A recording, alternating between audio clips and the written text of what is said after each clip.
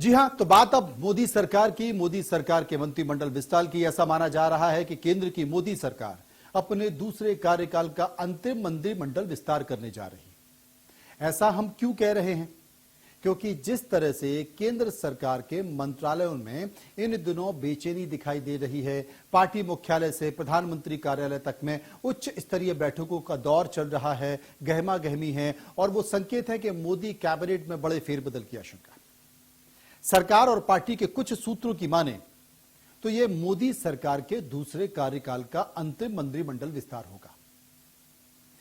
हम अंतिम मंत्रिमंडल विस्तार क्यों कह रहे हैं? क्योंकि यह भी आपको बता दें कि अब से करीब 15 महीने बाद लोकसभा चुनाव है। उसके पहले इस साल के आखिर में 10 राज्यों में विधानसभा चुनाव भी है, लिहाजा सरकार चुनाव नजदीक आने से पहले कोई रिस्क लेना नहीं चाहेगी। माना जा रहा है कि जनवरी मध्य में ही मोदी सरकार अपना अंतिम मंत्रिमंडल विस्तार करेगी। यही टीम इस साल 10 राज्यों के विधानसभा चुनाव और 2024 के लोकसभा चुनाव में पार्टी का मोर्चा संभालेगी।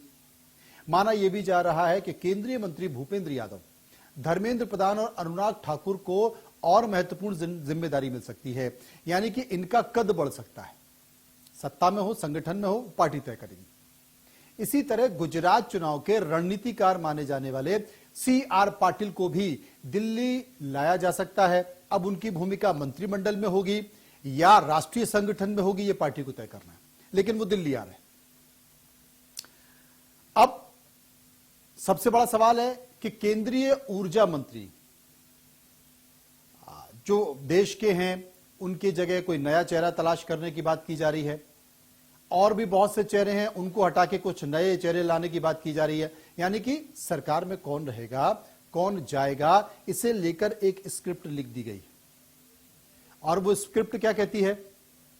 वो स्क्रिप्ट ये कहती है कि प्रधानमंत्री नरेंद्र मोदी, जी हां, प्रधानमंत्री नरेंद्र मोदी हर बार अपने फैसलों से सबको चौंका देते हैं और उनके फैसले तमाम अनुमान के उलट होते हैं।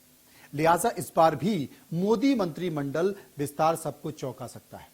केंद्रीय मंत्रिमंडल विस्तार की आहट इसलिए भी सुनाई दे रही है क्योंकि आम चुनाव की तैयारियों में जुटी बीजेपी 20 जनवरी से 436 लोकसभा सीटों पर केंद्रीय मंत्रियों की तैनाती करने जा रही है। जहां वो पिछला चुनाव लड़ी थी, मंत्री वहां रोटेशन आधार पर 3 दिन रुकेंगे और केंद्रीय योजनाओं की समीक्षा भी करेंगे।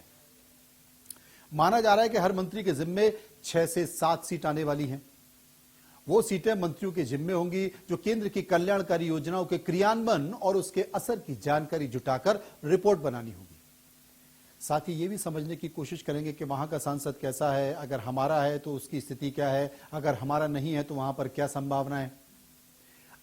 अब सीट के लिए एक ट्विटर हैंडल बनाकर उसमें कम से कम 50,000 फॉलोअर भी जोड़े जाएंगे, इस तरह की व्यवस्था भी की जा रही है।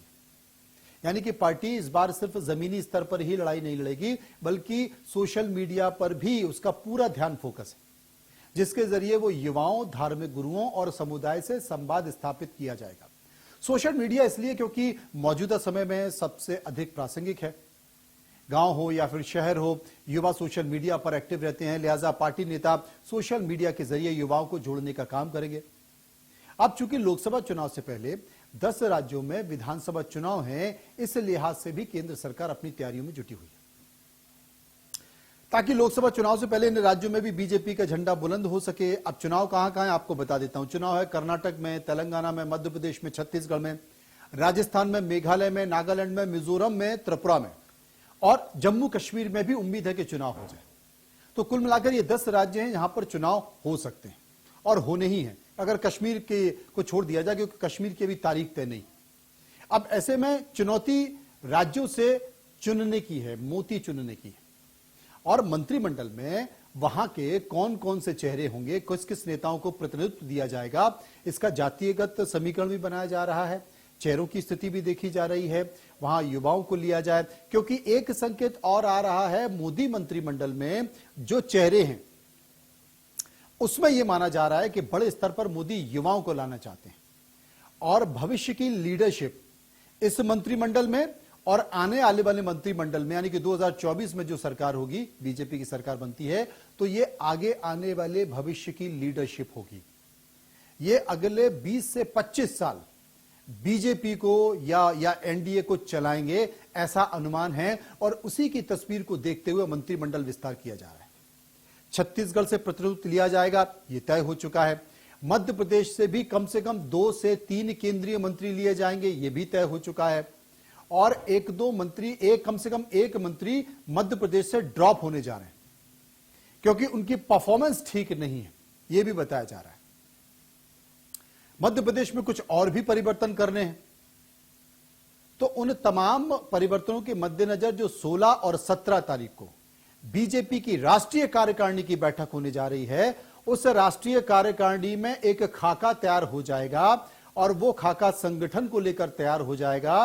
करीब 4-5 राज्यों के प्रदेश अध्यक्ष बदले जाएंगे और केंद्र का मंत्रिमंडल विस्तार होगा। कुछ मंत्रियों को ड्रॉप किया जाएगा और कुछ मंत्रियों को लिया जाएगा।